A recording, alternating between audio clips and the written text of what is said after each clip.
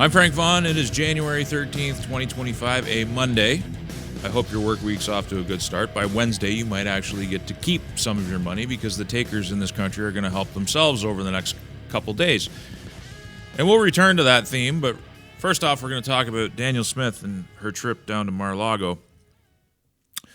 Alberta, which is the province that Danielle Smith is the premier of, finds itself at the center of Ottawa and the rest of the country's rhetoric when it comes to countering Trump's tariffs and the mockery that Trump has made of this country because of the decisions of Justin Trudeau and Jagmeet Singh. And how will Ottawa wield Alberta as a weapon to try and hurt the Americans? Well, Ottawa intends to completely destroy the Alberta economy. 97% of our exports, our oil exports, go to the United States. And 80-odd% of them come from Alberta. Alberta is completely dependent on the American economy to buy her oil, even if they're buying it at a discount, as Pierre Poilievre has highlighted. The fact of the matter is, the government in Ottawa has opposed any plan or any solution for a decade that would reduce our dependence as a nation on American capital to buy our oil exports. They opposed Energy East, a pipeline that might have given us a way to shift our revenues to another source besides the Americans. They opposed the expansion of Trans Mountain. They've opposed any decision that would make us less dependent on the United States. And I think this is actually a key point of our foreign policy because we are dominated by other nations. It's not just China. We are also dominated by the interests of the United States. And over the years, they've made it clear, just as the Chinese have, where the limits are. Because your nation is already on the ropes. You're in the midst of a national crisis. I've been spelling it out in the last two videos. And I think it's going to be a theme that keeps coming up because the crisis is now ongoing. So first, I'm going to give you an example of trying to walk a tightrope. The politicians in this country do not have unity of messaging, other than to appeal to vague notions of Canada and national unity, which is something that has been utterly banned and utterly demeaned by almost all of these people, not all of them, but almost all of these people, particularly in Ottawa, over the last 10 years. We're in the midst of post-nationalism. Canada hasn't been allowed to have a core identity. All we've been able to do is celebrate the identities of others, and now, because it's politically convenient, they want to call upon that. They want to invoke it. They want to invoke nationalism because it's convenient. Now, I think it's important for everybody to remember, Ottawa is completely insulated from the consequences of their decisions. I've spelled out in previous videos how you as a citizen have absolutely no power to do anything about your legislators except vote once every 4 years and hope it works out. You don't get to vote for senators. You don't get to vote for justices. It's very expensive to mount challenges. You don't get ballot initiatives. You get nothing. You're just a pleb. You get to pay huge taxes, like I said at the beginning of the video. You get to work Monday, Tuesday, and part of Wednesday, and then you might get to keep some of your money by Wednesday afternoon. Ottawa's a taker. They're always going to be all to take. They got their fingers in everybody's pockets. They take, they give a bunch of it back to their friends in Quebec, and that's how this country's run, by a bunch of leeches, a bunch of takers in Ottawa. They can destroy Alberta at the stroke of a pen and never feel the consequences. They're already robbing the West through equalization. They're already robbing us through tax revenue. But now they're saying, hey, we'll completely kill your economy, and we'll force millions of people into a state of near starvation. We will kill the dollar in the process, and as I said in a previous video, they'll shoot America in a nice meaty part of their leg at the same time as repeatedly shooting the country as a whole in all of its vital organs. So I'm going to give you this example. I'm not going to read it. You can pause and read it if you want to. But this is Danielle Smith's very careful tightrope walk messaging. She's trying to walk a tightrope. She's trying to have a balanced approach, and she's basically living in a state of unreality. We're in real trouble at this moment because all of our leaders have collectively left us prone to the machinations of the American Republic. So this, I would say, while she goes down there and she tries to talk and tries to make sure that Alberta's interests are represented, which I celebrate. I'm not saying that she shouldn't have gone there and done this. This is actually what leadership looks like. There's few other people in this country that are actually doing leadership. Danielle Smith is. This isn't an insult to her. She's trying to walk a tightrope, but I want to show you reality. Smith threatens national unity crisis over Ottawa's threat to cut off Alberta oil exports to U.S. I take massive issue with the way this headline is written. Smith is not threatening anybody. Ottawa is threatening national unity. They've been doing it for a decade, and they're doing it now. If they destroy this country's economy to prove a point to Donald Trump, you will have a national unity crisis, and it's not going to be triggered by Smith. She's going to be responding to it. We're in this position, make no mistake, not just because Trudeau and Singh have been so insulting to the incoming regime in the United States, but because they've made decisions which have turned Canada into a thrall of bigger powers.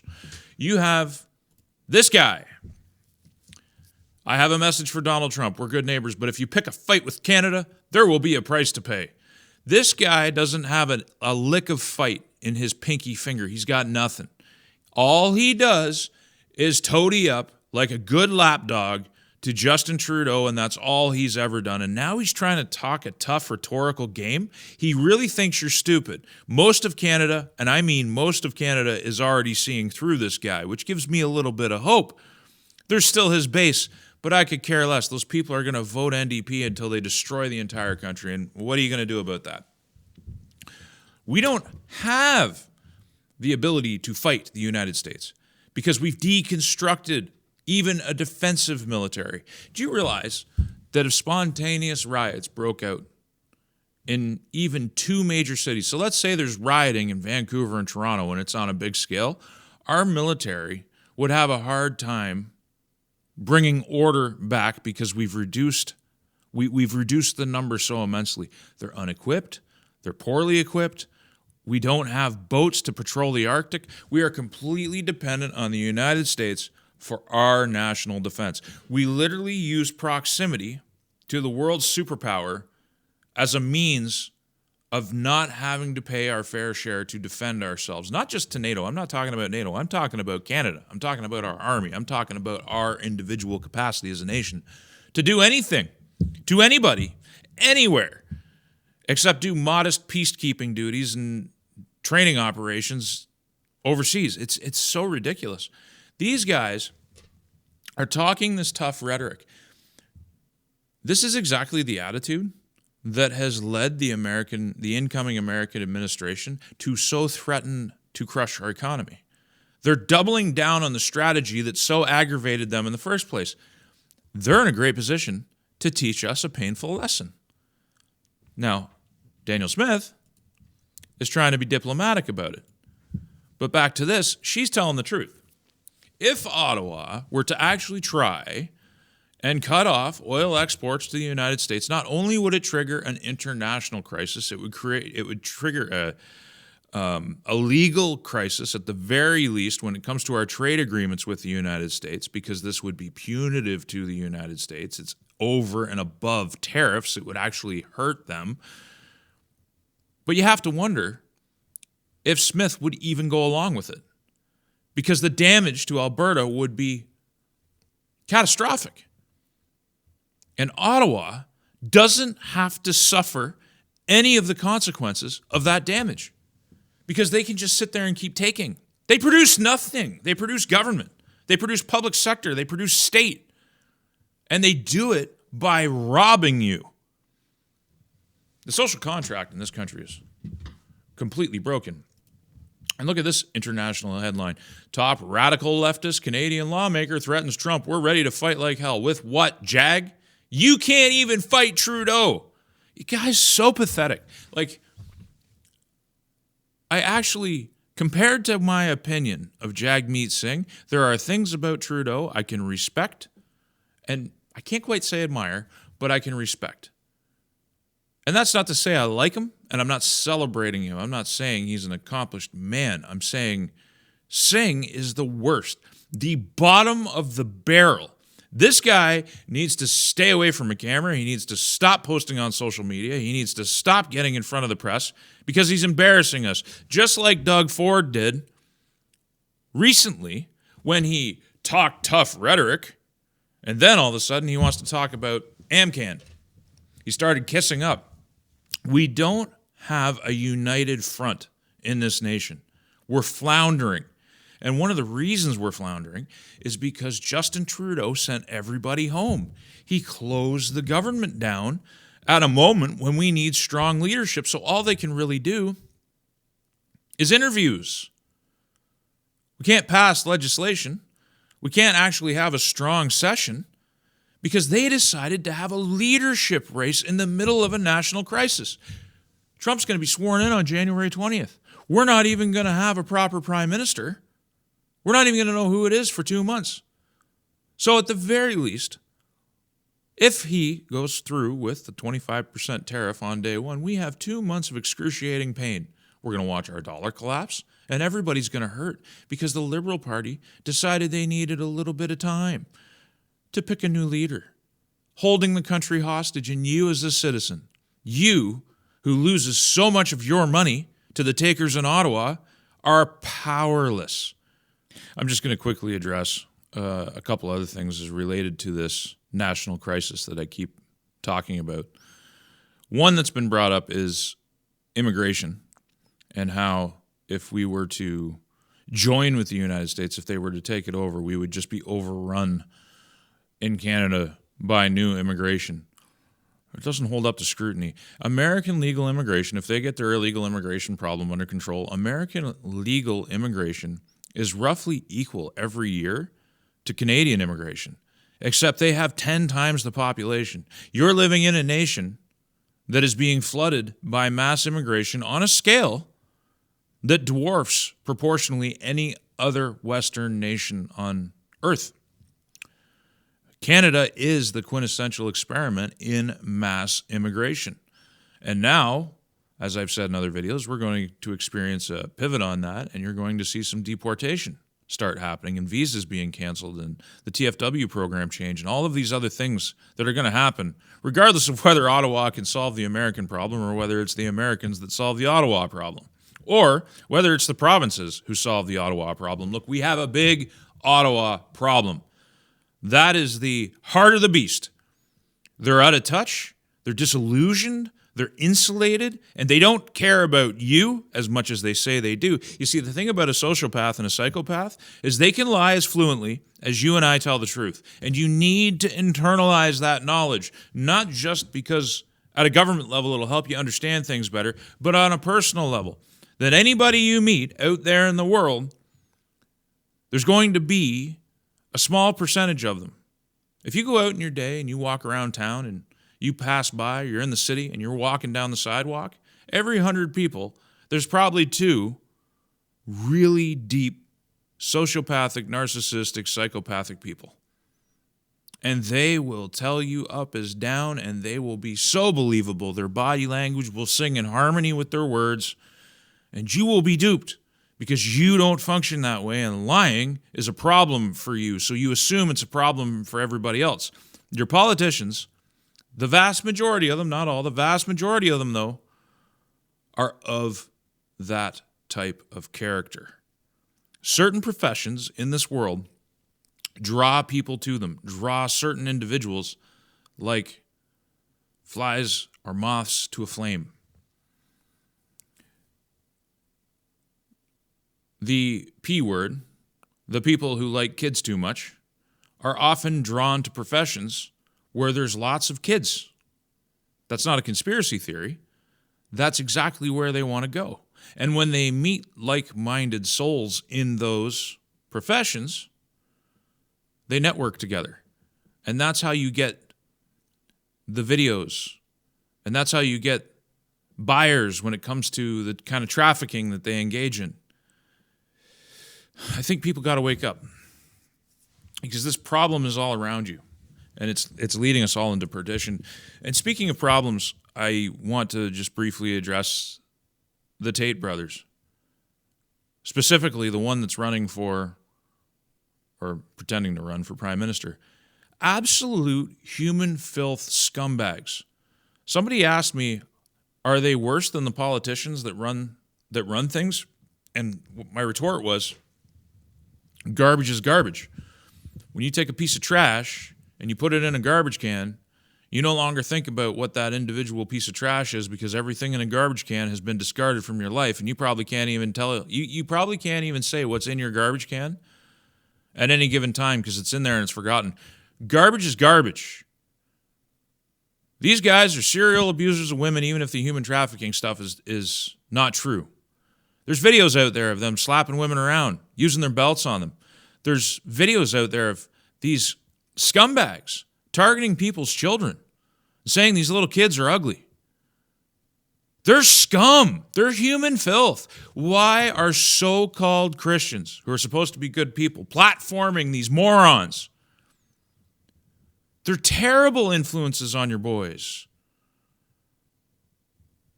Our young men are watching these guys, looking for guidance. Why are we elevating such scumbag heroes? It's not just Hollywood. It's not just media. It's not just the music industry. It's the influence industry too. The Tates are no heroes. I think people should be more vocal in rejecting them, and I think people need to learn how to share more. I'm always trying to retweet people. I'm always trying to look for new and better things. Like, I think we need to start amplifying better influences that tell the truth. You're not going to find happiness. The vast majority of people who are ever influenced by a Tate, who try to walk that path, are going to fall flat on their faces and not be happy. 90% of you can't be them. And you're just going to end up suffering. It's a false song. They're false prophets. They're false examples. Happiness, I've learned, comes from a stable family dynamic. Comes from having children. Comes from producing more than you consume. It comes from being engaged in the deeper questions that face us as human beings. It doesn't come from the next thing that you buy. It doesn't come from the skimpy outfit you that you wear and shaking your ass in front of a camera. First off, you can't take it back once it's out there. And second of all, it's just so base. Human greatness, the thing that moves us forward as a civilization, doesn't stem from casual copulation and the pursuit of it. It's such a... Society is consumed with an obsession with base biological function and base psychological function.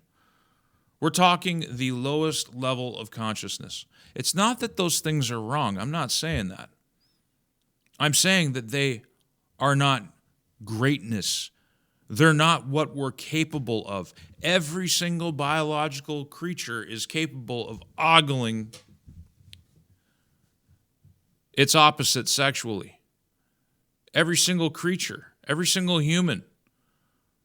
It's just like, it's like fart humor or burping humor. I mean, we all do it. There's nothing unique or good about it. There's no pursuit of human greatness that comes out of it. Why are people platforming the Tates? Is it just because we're so addicted to spectacle, like we always have been?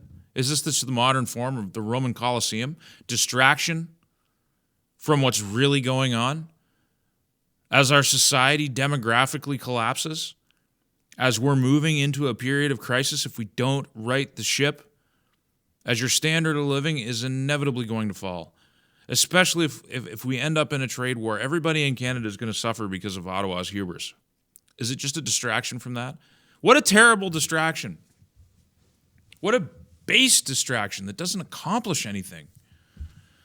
I don't understand it. I don't understand this obsession with the Tates or these influencers who are just heartbreaking. I feel a little bit of my soul die every time I'm forced by the algorithm to scroll past some new repulsive video. This stuff didn't make Western civilization great. Another thing I just want to discuss briefly is the California wildfires. You don't need direct energy weaponry to explain what's happening in California. The preponderance of conspiracy videos about this very thing makes me scratch my head. Now, there are some odd things, but look, empty reservoirs, empty fire hydrants, arsonists being arrested, high winds and dry conditions. Isn't that enough to explain how a fire works? What more do you need? I've seen people post pictures of metal, aluminum rims melted into pools, and they're just like, fire doesn't burn this hot. What's in a car? Plastic, oil, accelerants. Does fire burn at a steady pace when it has unlimited oxygen, or does it rage? How hot do those things burn compared to how hot wood burns? These aren't complicated things to understand. There's so much fakery out there in the midst of a crisis. And I don't understand the need for it. I don't understand the need to reach for the extreme when Occam's razor cuts so simply. And now it's moving into a high wind couple days. You're probably going to see more fire break out.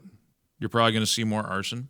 The people who have been arrested so far, you've got illegal immigrants and you have homeless. And one of the themes I've noticed in my own researches is that on the one hand, we're constantly told that we have to have ever-increasing amounts of empathy for the drug addicts, for the homeless, for the thieves, for the illegal occupiers of public spaces. Some poor woman with her kid is trying to get money out of a cash machine and gets robbed, and we're supposed to have more consideration. They just need more shelters, needle exchange programs, and government-guaranteed drug safe supply. We just don't have enough empathy. There's a thing called toxic empathy. I've talked about it in previous videos. It's going to just get us all killed. It's just going to keep destroying society. It's a failed ideology, and it doesn't work. But there's something else, something deeper. When you have chosen to put yourself and your addictions above everything else, even your own health, let alone the safety and health of your family and your friends and complete strangers, when you have made that choice, when you've sacrificed everything to your addiction and your selfish desires, you have no common stake in society. Not only are you a net draw and a net negative, but as we learn in many of these times of crisis, you're also there to just take advantage like a vulture. Whether it's looters, arsonists, look at the kinds of people who engage in these activities. They're not net positives for society. If you have no stake in the common good, then you have no consideration. We talk about having empathy for these people and sympathy. They have none for you. And because they have none for you, they want to see the whole thing burn. They're filled with anger and selfishness. They're filled with narcissism. They're filled with their own addictions. And they would destroy everything around them. Well, you think giving them pamphlets and roses is going to solve the problem. It's going to make things better. Look around you, whether it's in the United States, whether it's here in Canada. Look at the failure of toxic empathy. The evidence is everywhere. As more and more people flee the cities because of violence, because of out-of-control crime, people dying on the streets. Talk about we need more Narcan, we need more availability, we need more funding for these things. So some loser, and that's what they are, chooses themselves over everybody else, decides to overdose on the street so that you, already taxed to death, as I alluded to at the beginning of this video, you get to work till Wednesday and maybe you get to keep some of your money in one form or another, get to fund Narcan to bring them back to life, and 45 minutes later they're looking for the next hit. Why? Why? Why are we doing this? I care far more for the responsible people in society. I care far more for the people who just want to raise healthy kids, who just want to go about their business, who want to buy food without being robbed.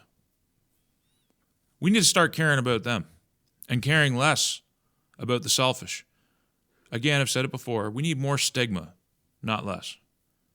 We need more discrimination, not less. Maybe we need treatment, but it needs to be punitive treatment.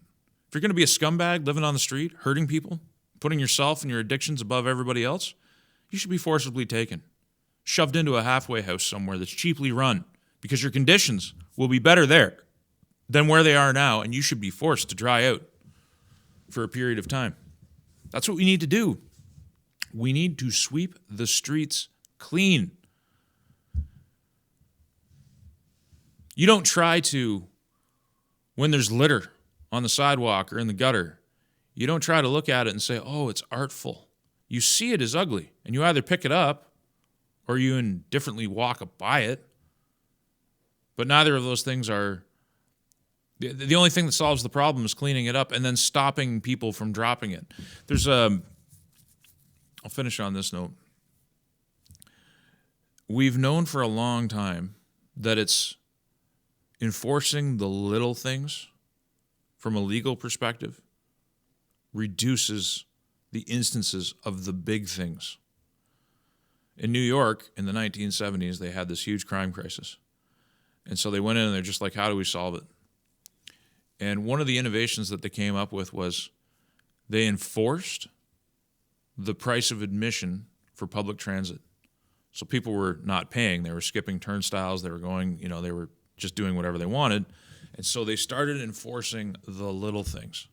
And what that turned into was a cascading effect where all the big things, all the big crimes and the instances of those big crimes slowed down or stopped happening. We got to reverse course. Toxic empathy is just going to get us all, I've said it all before.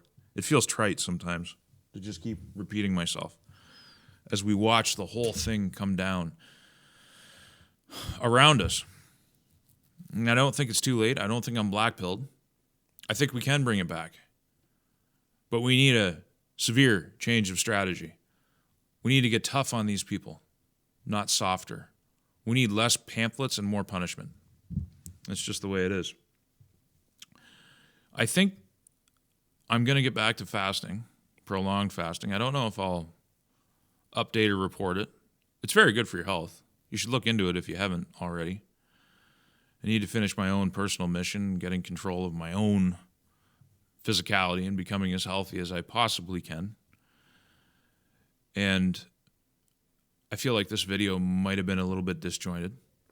But if you value this work and you value the time that I put into it, at some point or another, consider hitting that subscribe button on PayPal or contributing.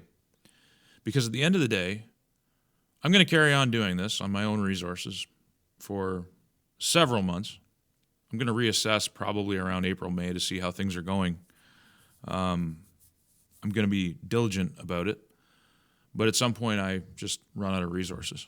There's only so much of my own time and energy and money, and I've learned this through my various active periods, that I like doing this. I like serving the call to some kind of form of public service, but I am not independently wealthy to sustain it. Work takes time. Jobs take time. I built a farm. I know all about it. But if this is going to be the path, if this is going to be part of that future, it's up to you to figure out how to sustain it. I'm Frank Vaughn. I'll see you in the next one. Did you know that I have a website, frankvaughn.ca, the ultimate repository for all of my work, and a backup location just in case the censors come for me again? And if you like the content, please consider using the donate link in one of the options available. There are no paywalls, there is no advertising, and there is no Patreon, and I intend to keep it that way. Thank you for your time and your consideration.